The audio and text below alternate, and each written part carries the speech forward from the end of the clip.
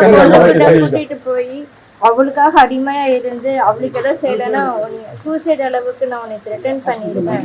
அண்ணனும் தம்பியும் சேர்ந்து என்னைய டைவர்ஸ் கொடுத்துரு, உன் வாழ்க்கை இவ்வளவுதான், நீ டைவர்ஸ் கொடுக்குற அப்படின்னா அந்த பொண்ணோட லிவிங்ல இருப்பேன். அவங்க அப்பாவும் அந்த அண்ணன் தம்பி 2 பேரும் சேர்ந்து உங்க அம்மா கிட்ட இருந்து ரூபா வாங்கிட்டு வந்து மிரட்டி என்னை அனுப்பிட்டாங்க அவங்க வண்டியில. கனிஷ்காங்கிற பொண்ணை வந்து லைக் நீ வந்து இப்படி சொல்லக்கூடாதுமா, யாராச்சும் மெய்டோ இல்ல யாராவது ஸ்டாஃபை வந்து இன்னைக்கு என்ன ஆச்சு தெரியுமாக்கா அப்படின்னு சொல்லிட்டு நீ போய் காசிப்ஸ் பேசக்கூடாதுன்னு ஏன் முன்னாடியே வந்து அட்வைஸ் பண்ணியிருக்காங்க கனிஷ்கா கிட்ட. ரீசன் என்னன்னா அவன் அந்த மாதிரி நிறைய காசிப்ஸ் பண்ணியிருக்கா, அவங்கள பத்தியும் பண்ணியிருக்கா, இப்ப நம்ம ஃபேமிலி பத்தியும் அவன் பண்ணியிருக்கா. அப்பாவை வந்து அவன் இவன் சொல்றது, அம்மா வந்து அவ இவ அதுக்கே எதுவும் தெரியலன்னு சொல்றது, என்னைய வந்து இதுக்கெல்லாம் எதுக்கு கல்யாணம்னு சொல்றது, அந்த மாதிரி ரொம்ப மரியாதை இல்லாம வந்து பேசுறது, இன்னும் நிறைய வேர்ட்ஸ் எல்லாம் யூஸ் பண்ணி பேசுறாங்க. அது என்னால இப்போ கேமரா முன்னாடி சொல்ல முடியாது. அந்த அளவுக்கு நானும் வந்து ரொம்ப மென்டலி அஃபெக்ட் ஆயிருக்கேன். இது போக அந்த பையனுக்கு ஒரு அஃபேர் இருக்கு அப்படிங்கிறதையும் அதுக்கப்புறம் தான் தெரிஞ்சிருக்கு. அந்த பொண்ணை வச்சுக்கிட்டே தான் என் பொண்ணையும் வந்து ஒரு சர்வன்ட் மாதிரி நடத்தி அவ்வளோ தூரம் ஹராஸ் பண்ணி அவளை வந்து நீ ஏதாவது உங்கள் அம்மா அப்பாட்ட சொன்னேன்னா உன்னை வந்து நாங்கள் கொலை பண்ணிடுவோம் அப்படிங்கிறதையும் வந்து சொல்லி பண்ணியிருக்காங்க. என்னுடைய கல்யாணத்துக்கும் நான் வரதட்சணை வாங்கலை, என்னுடைய பையன் கல்யாணத்துக்கும் நான் வரதட்சணை இல்லாமல் தான் பண்ணணும் அப்படின்னு சொல்லி ஒரு சாதாரண குடும்பத்தில் போய் நான் வந்து பொண்ணு எடுத்தேன். நான் இந்த சம்மந்தம் எல்லாம் பேசி முடிச்சதுக்கு அப்புறம் தான் அவங்களுக்கு அந்த கடையை அவங்களுக்கு வந்து வருது. அதனால கடையை பார்த்து அவங்களுக்காக நான் என் பையனுக்காக நான் பொண்ணு பார்க்கல.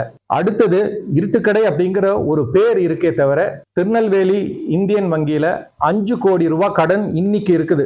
இருட்டுக்கடையினுடைய கிருஷ்ணசிங் ஸ்வீட் ஸ்டாலுக்கு 5 கோடி ரூபாய் கடன் இருக்குது. இதை யார் வேணாலும் பத்திரிகையாளர்கள் நீங்க போய் அங்க வெரிஃபை பண்ணி பார்த்துக்கலாம். ரெண்டாவது, வச்சிருக்கிற 2 காருமே டியூல தான் வாங்கி வச்சிருக்கிறாங்க. அதுல அந்த காருக்கான டியூ கட்ட முடியாம போன வாரம் அவங்களுடைய இன்னோவா காரை வித்துட்டாங்க. இது எப்படி எனக்கு தகவல் தெரிய வந்ததுன்னா, என்னுடைய ஒரு ஐ சர்ஜரி இந்த பிரச்சனை இப்போ அந்த டாக்குமெண்ட் விஷயங்கள் எல்லாம் வந்து வெளியில வந்து ப்ராப்ளம் ஆயிருமோங்கிறத ரீதியிலையும் என்னோட பையன் வந்து அந்த பையனே அந்த விவரங்கள் எல்லாம் என்னன்னு சொல்லுவான். அந்த பொண்ணுக்கு அன்டைம்ல எல்லாம் கால் வருது, வெளியில இருந்து எல்லாம் கால் வந்துட்டு இருக்கிறதுனால அந்த சண்டை அவங்களுக்குள்ளார பெருசாகுது.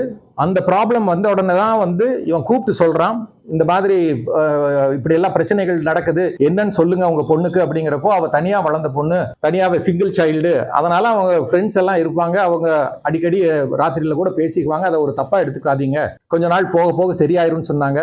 ஆனா அது அதிகமாக தான் போயிட்டு இருந்தது. நான் அந்த கிளாஸுக்கு போயிட்டு வரேன், இந்த கிளாஸுக்கு போயிட்டு வரேன்னு சொல்லி 2 மணி நேரம் 3 மணி நேரம் போயிடுறாங்க.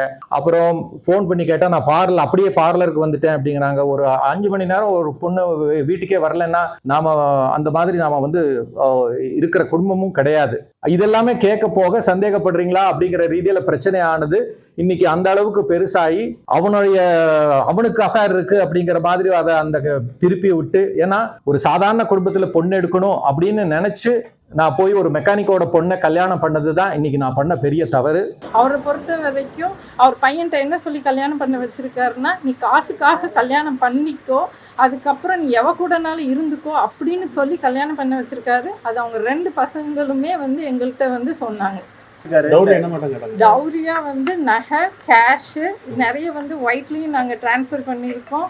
இந்த 1.5 கோடி ரூபாய் டிஃபெண்டர் கார் வேணும்னு புக் பண்ணிட்டோம். லேட் ஆகும்போது அதுவும் ஏன் லேட்டுன்னு சொல்லி அவ்வளோ டார்ச்சரு. என் பொண்ணு ஃபிசிக்கலாக ரொம்ப ஹராஸ் பண்ணிட்டாங்க. இப்போ அவங்க முக்கியமாக கேட்கறதே வந்து டிஃபெண்டர் வாங்குறதுக்கு கேட்குறாங்க, வரதட்சணை கேட்குறாங்கிறத குற்றச்சாட்டு. எப்போ புக் பண்ணோம்? அதாங்க நாங்கள் வந்து இப்போ ஃபிக்ஸ் ஆகிறதுக்கு முன்னாடியே நாங்கள் வந்து டிஃபெண்டர் புக் பண்ணதுங்க. அதாவது போன வருஷம் 4ஆம் தேதி, அதாவது 4வது மாதம் ஏப்ரல் மாதம் புக் பண்ணது. நமக்கு என்கேஜ்மெண்ட் ஆனது நவம்பர்ல. ஸோ அதை எப்படிங்க நான் வந்து நீங்க தான் வாங்கி தரணும் அப்படின்னு சொல்லி நாங்களே போய் முன்னாடி புக் பண்ண முடியும்? அது ப்ராக்டிக்கலா பாசிபிள் இல்லை. ஸோ அது குற்றச்சாட்டு, ஒரு பொய்யான குற்றச்சாட்டு. அதுக்கான ஆதாரம், அதுக்கான எவிடன்ஸும் நான் உங்களுக்கு கொடுத்துட்டேன். ஸோ யா லைக் அதுதான் என்னோட சைடான ஒரு அதாங்க. நான் வந்து அந்த தப்பை கண்டுபிடிச்சிட்டேன். அவன் மிட் நைட் நடுராத்திரியில வந்து பசங்க கால் பண்றதும், அப்புறம் வந்து அன்டைம்ல கால்ஸ் வர்றதும், அப்புறம் பார்லர் போனா ஃபங்க்ஷன் டைம் இல்லாத போனாலும் 4 ஹவர்ஸ் இல்லாம வரதே இல்லை. அதெல்லாம் ஏன் நீ பண்ற கேட்க போதா என்னால யாரும் கண்ட்ரோல் பண்ணக்கூடாது, நான் கண்ட்ரோல் பண்ணீங்கன்னா நான் போயிடுவேன் வெளியில அப்படின்னு நான் அப்படிதான் கேள்வி கேட்பேன். நான் எப்படி சும்மா விட முடியும் அப்படின்னு கேட்போதா நான் போறேன்னு சொல்லிட்டு அவன் கிளம்பி போனதுங்க. ஸோ அது வந்து அந்த நீங்க எப்படி அது பண்ணலாங்கிற ஒரு கோவத்துல அவங்க அது பண்ணிட்டாங்க. அவ இங்க வந்த உடனே நான் அன்கான்சியஸ் ஆகி காவேரி ஹாஸ்பிட்டல் அட்மிட் ஆகி இருந்தேன் 5 டேஸா. அதுக்கு எனக்கு கவுன்சிலிங் கொடுத்தாங்க. அங்கேயும் ஹாஸ்பிட்டல்லையும் ரெகுலராக கான்டாக்ட் பண்ணி நான் அங்கே சிசிடிவி வச்சிருக்கேன், எந்த மீடியா வந்து என்ன பண்ணிடுன்னு சொல்லி எங்களுக்கு மீடியா தான் சார் சப்போர்ட் பப்ளிக்கு. ஏன்னா நாங்கள் வந்து கவர்மெண்ட்டை வந்து நம்புகிறோம். அதனால தான் கவர்மெண்ட்டில் சிஎம் செல்லுக்கு வந்து நான் வந்து அனுப்புனேன். என்னுடைய பிரச்சனையாகி நான் போறேன், டாக்டர் வந்து எனக்கு கவுன்சிலிங் கொடுத்தாங்க அப்படின்னு சொல்லி. ஏன்னா இந்த கடன் தொல்லைகள் அதிகம் ஆனதுனால தான் அவங்களுக்கு அந்த மன உளைச்சலே அவ்வளவு தூரத்துக்கு ஏற்பட்டுச்சு. அதுக்காகத்தான் அவங்க ஆஸ்பத்திரியில் அட்மிட் பண்ணாங்க. என்ன காரணம், என்ன டிஸ்சார்ஜ் சம்மரி, நீங்க எல்லாருமே காவேரி ஹாஸ்பிட்டல் வண்ணாரப்பேட்டை அங்க போய் நீங்க பாத்தீங்கன்னா கிட்டத்தட்ட 15ஆம் தேதி 16ஆம் தேதி அவங்க அட்மிட் ஆகிறாங்கன்னு நினைக்கிறேன். டிஸ்சார்ஜ் சம்மரி நீங்க பாத்தீங்கன்னா என்ன காரணத்துக்காக என்ன விஷயத்துக்காக அவங்க அட்மிட் ஆனாங்க, டிஸ்சார்ஜ் ஆனாங்கிறத நீங்க வெரிஃபை பண்ணிக்கலாம். அதுவும் அந்த மனநோய் அதிகமாகி ரொம்ப வயலண்டா வீட்டுல நடந்துக்கிறாங்க அப்படின்னு சொல்லி 4 நாளைக்கு முன்னாடி யாரையோ தூத்துக்குடியில தமிழ்ச்செல்வி அப்படிங்கிறவங்களை கூட்டிட்டு வந்து ஒரு கேரளால இருந்து பூசாரிகள் எல்லாம் கூட்டிட்டு வந்து ஒரு ஹோமம் நடந்ததாகவும் அவங்க சொன்னாங்க. அவர் அப்பாட்ட பேசுனா அவர் வந்து என் தொழிலே உண்மையை பொய்யா சொல்றதும் பொய்யை உண்மையா சொல்றது தான் இருக்கு. நான் எனக்கு பிஜேபி சப்போர்ட் இருக்குது. இது போக எனக்கு பிஜேபி சென்ட்ரல் கவர்மெண்ட்லேருந்து ஸ்டாண்டிங் கவுன்சிலில் போஸ்டிங் கொடுத்துருக்காங்க. அதனால எந்த டிபார்ட்மெண்ட்னாலையும் எந்த ஒரு டாக்குமெண்ட்டையும் நான் வந்து பொய்யா அங்கே வந்து கொடுத்துருவேன். உண்மையாக இருக்கிறத பொய்யாக்குவேன், பொய்யா இருக்கிறத உண்மையாக்குவேன். இதுக்கு நீங்கள் சப்போர்ட் பண்ணலை அப்படின்னா உங்களை யாரும் வாழ விடவே மாட்டேன். எனக்கு பிஸ்னஸை எழுதி கொடுத்தே ஆகணும். ஏன்னா நாங்கள் இருக்கிறது ஃபுட் இண்டஸ்ட்ரி. ஸோ ஃபுட் இண்டஸ்ட்ரிங்கும் போது நான் எஃப்எஸ்ஐலேருந்து எல்லா டிபார்ட்மெண்ட்டு டிஎஸ்டிலேருந்து எல்லாத்துக்கும் பண்ணியிருக்கேன். நேற்று ராத்திரி கமிஷனர் ஆஃபீஸ்லேருந்து அவங்களுக்கு என்கொயரி போன பிறகு ஒரு ரிப்போர்ட்டருக்கே கூப்பிட்டு அவங்க வந்து மிரட்டியிருக்காங்க. நீங்கள் இங்கே வந்து இருக்கும்போது எத்தனை ஃபோன் கால்ஸ் நீங்களே வந்ததை பார்த்துருக்கீங்க.